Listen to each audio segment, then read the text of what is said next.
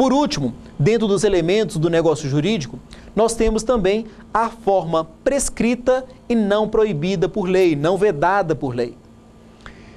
A nomenclatura é um pouquinho complicado para vocês entenderem, mas depois da explicação fica bem simples. Contratos. Os contratos de compra e venda não têm uma formação, uma regra, uma formalidade específica. Os contratos de compra e venda em geral. Se por acaso eu for no supermercado para comprar uma maçã, é um contrato que não precisa de uma formalidade. Não precisa, inclusive, de um contrato por escrito, onde que está expressamente pactuado a entrega daquela maçã. Então é um contrato que não precisa, a lei não prevê qualquer tipo de formalidade. Existe em algumas situações, como no caso de supermercado, que precisa de uma formalidade, que é a emissão da nota fiscal. Mas se por acaso, eu com vocês, eu querer fazer uma negociação, um contrato de compra e venda, eu, professor, com vocês, alunos, querendo vender o meu celular. Você pode ver que esse tipo de negociação, esse tipo de compra e venda, não precisa de qualquer tipo de formalidade. Não precisa de qualquer tipo de contrato, de nota fiscal, por causa que não existe lei que prevê uma formalidade para esse tipo de negociação. Contudo, existem alguns objetos que, para serem negociados, para serem transacionados, contrato de compra e venda, obrigatoriamente existe uma regra, existe uma formalidade. E vocês trabalham com um tipo de objeto que precisa dessa formalidade, que torna imprescindível a formalidade legal, que é os contratos de compra e venda de imóveis. Existe obrigatoriamente da escritura e essa escritura obrigatoriamente tem que estar registrada em cartório. Se não existe essa formalidade, não existe contrato de compra e venda de imóvel. A propriedade daquele imóvel não é transferida para o novo proprietário. E aí vocês têm que advertir isso para o seu cliente, saber que essa formalidade é a essência do seu contrato, é a essência da sua atividade e ela não pode ser esquecida em maneira alguma. Diferentemente de um contrato de posse, que embora existe a transação de um imóvel, esse imóvel não está sendo transferido à propriedade. A propriedade sim existe essa formalidade, mas a posse não existe formalidade para a sua transferência. Então toda aquela negociação que você eventualmente possa estar questionando para o seu cliente, que está vendendo a propriedade de um imóvel, e se essa transação não estiver consolidada, não estiver prevista por meio de um contrato, por meio de uma formalidade da escritura e do registro público, na verdade você não está transferindo a propriedade, você está transferindo talvez apenas a posse. E aí existe uma repercussão muito grande na área jurídica de vocês. Existe um caso que se torna relevante a menção para vocês neste momento, um caso prático que foi levado para o Poder Judiciário e, infelizmente, por não ter observado a regra processual, a regra de formalidade, acabou uma das partes sofrendo um grande prejuízo. Olha uma situação onde o inquilino morava há mais de 5 anos no imóvel, ele queria desocupar o imóvel e sempre pagava pontualmente, religiosamente, o aluguel. O proprietário nunca teve problema nenhum com aquele inquilino. Só que ele resolveu mudar de cidade e colocou uma placa na frente daquela casa que ele alugava, vende-se, trata-se aqui mesmo. E ele conseguiu vender, fazer um contrato sem qualquer tipo de formalidade, vendendo aquela propriedade. Pelo menos ficticiamente, pelo menos dentro daquele negócio sem qualquer tipo de formalidade. Então ele celebrou um contrato, transferindo a propriedade daquela terra, daquele imóvel, daquela casa, para uma outra pessoa, humilde, sem ser intermediada. Esse contrato de compra e venda certamente não teve qualquer tipo de intermediação por meio do corretor de imóveis. E o que aconteceu? Aquela transação não transferiu a propriedade, transferiu apenas a posse. Aquela pessoa de boa fé, que pagou, que pensou que estava comprando a propriedade, adentrou a casa e começou a morar, usufruir daquele imóvel como se proprietária fosse.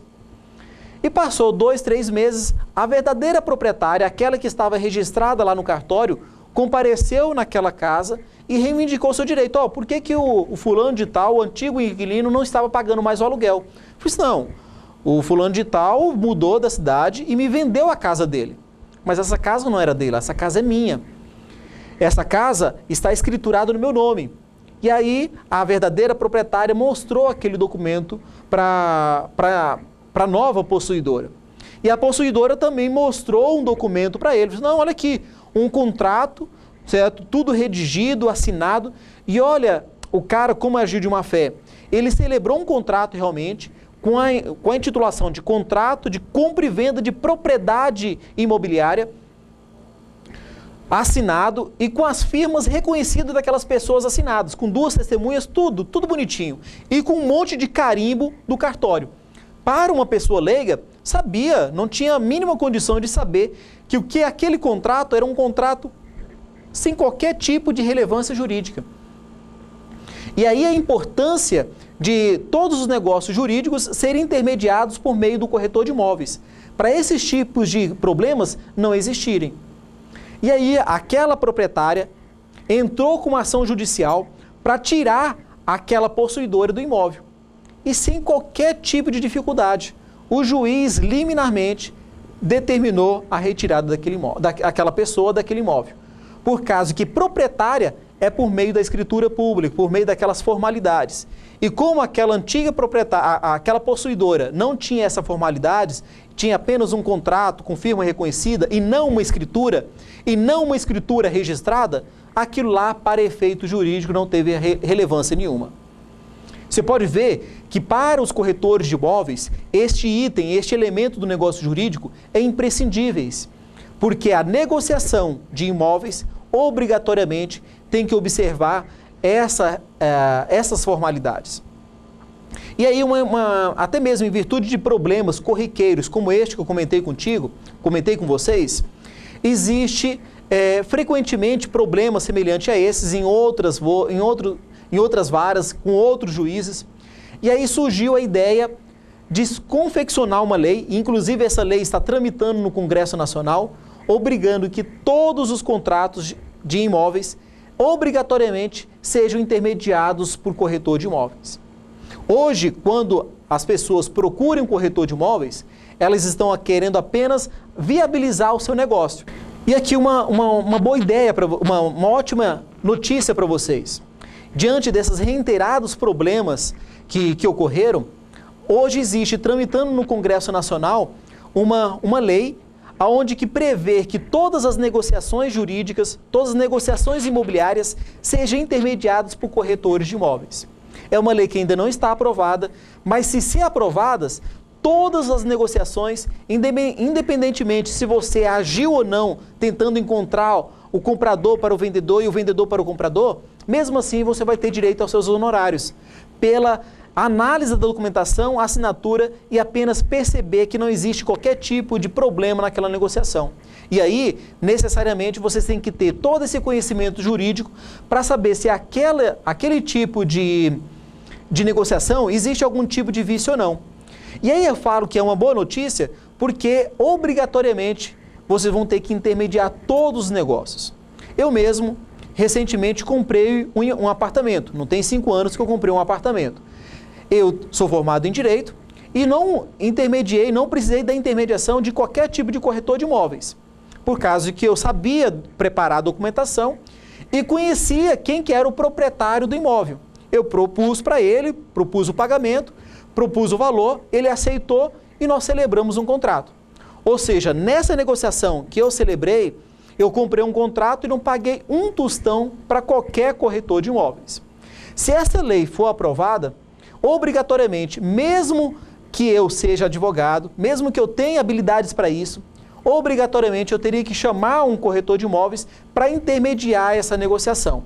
E o objetivo do corretor de imóveis nessa situação é garantir que aquele contrato está celebrando realmente sem qualquer tipo de vício, sem qualquer tipo de nulidade, sem qualquer situação que possa gerar problemas judiciais futuros, dores de cabeça tanto para o comprador quanto para o vendedor. Então ele vai ter que ter um pouquinho de conhecimento jurídico e analisar item por item. Então isso é interessante que vocês saberem que o corretor de imóveis não é apenas aquele profissional que encontra o imóvel para o comprador e que encontra o comprador para o vendedor de algum determinado imóvel. Além disso, o corretor de imóveis existe para intermediar esse negócio e fazer com que esse negócio jurídico, não tenha qualquer tipo de vício. Ele seja confeccionado e ele se concretize sem qualquer tipo de vício. Dando sequência, nós vimos os elementos essenciais do negócio jurídico, mas além desses 3 elementos, que são os agentes capazes, objeto lícito e possível e forma prescrita e não defesa em lei, mesmo que exista esses 3 elementos, esse negócio não pode ser viciado, esse negócio não pode ter erros, vícios que possa comprometer a validade desse negócio futuramente. E aqui eu demonstro para vocês uma nova imagem, um novo slide, onde que está lá os defeitos do negócio jurídico. Nós temos vários defeitos. E aqui coloquei para vocês, nessa ordem, erro, dolo, coação, simulação e fraude contra credores, na ordem realmente da gravidade. Então, o erro é um vício menos grave do que a fraude contra credores. E a fraude contra credores é um vício mais grave que simulação, mais grave, consequentemente, esse é mais grave que a coação, que é mais grave que a doação, que o dolo e, consequentemente, o erro. Mas o que é cada um desses vícios? Esses vícios, como por exemplo o erro. Quando você celebra um contrato, esse contrato tem que ser celebrado de uma forma que o objeto negociado não seja induzido em erro uma das duas partes. Olha um exemplo de negócio jurídico celebrado com erro. Você, como qualquer uma outra pessoa, está passeando na frente de um shopping e vê dentro de uma relojoaria um anel muito bonito. Um anel com uma pedra branca muito semelhante a diamante, com um valor de R$50. Do lado, um anel super parecido com aquele, apenas com uma pedra um pouquinho maior, escrito embaixo, anel de diamante. E lá o valor de R$3.000. Você vê que aquele anel maior, um pouquinho maior, escrito diamante, de R$3.000, e olha do lado um outro anel, que não tem todo aquele tamanho, mas um anel extremamente bonito, por R$50. E você celebra aquele contrato pensando que é diamante, sendo induzido em erro por causa que o do lado, bem semelhante àquele, está escrito diamante. Se aquele é diamante, as pedras são bem semelhantes, você acha que aquele contrato que aquele anel é também de diamante. E ao você celebrar e comprar aquele anel, você percebe posteriormente que não se tratava de um anel de diamante, e sim um anel de uma pedra com menos valor econômico, uma zircônio, por exemplo. E neste caso, houve um erro. Você pensou que estava comprando diamante e, na verdade, estava comprando uma outra pedra. Você estava comprando gato por lebre. E houve aqui um erro. E esse erro pode nulificar um contrato. Esse erro, ele só vai nulificar o contrato quando ele é de tal forma que ele qualquer pessoa que estivesse no lugar daquele negociante teria a mesma impressão. Como exemplo do anel. Qualquer um que estivesse na frente daquela vitrine teria condições de perceber que aquele anel não era de diamante, e sim de zircônio? Se a resposta for positiva, ou seja, ninguém não teria condições de fazer essa distinção, ali houve um erro e aquele negócio pode ser nulificado por causa daquele erro. E aí demonstra que você realmente tem que trabalhar com transparência. Se por acaso você vender gato por lebre, aquele negócio posteriormente, por meio do Poder Judiciário, pode ser nulificado e, consequentemente, você ter prejuízo, você ocasionar prejuízo para os seus clientes. Trazendo esse exemplo do erro para a área imobiliária, vamos imaginar que você está mostrando uma fazenda para um interessado e o interessado quer comprar uma fazenda própria para plantio de soja, e você está mostrando uma área específica que onde que toda a redondeza, toda a área circunvizinha planta soja.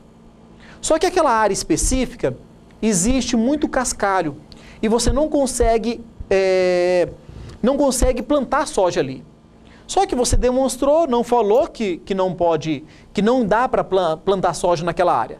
Mas a outra pessoa também não perguntou e ficou naquilo. Ela olhou a área, viu que do lado esquerdo, que do lado direito, na frente e atrás plantava soja. Qual que é a presunção de qualquer um, de qualquer leigo? Se ao sul, norte, leste, oeste se planta soja, aqui no meio, consequentemente, vai se plantar soja e a terra provavelmente é produtiva. Só que, na verdade, a terra é super improdutiva. Vamos imaginar que aquela região é uma região de cascalho, uma região que não dá para plantar soja. Se a compra daquele imóvel foi especificamente com o objetivo de comprar área para cultivo de soja, houve um negócio jurídico falho, houve um negócio jurídico viciado pelo erro.